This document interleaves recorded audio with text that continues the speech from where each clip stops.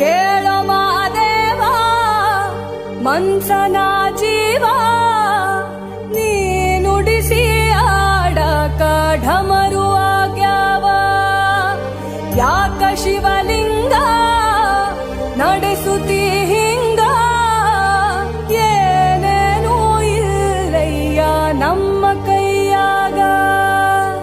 ಎಡವಿಸಿ ತಾಳ ಉರುಳಿಸಿ ದಾಳ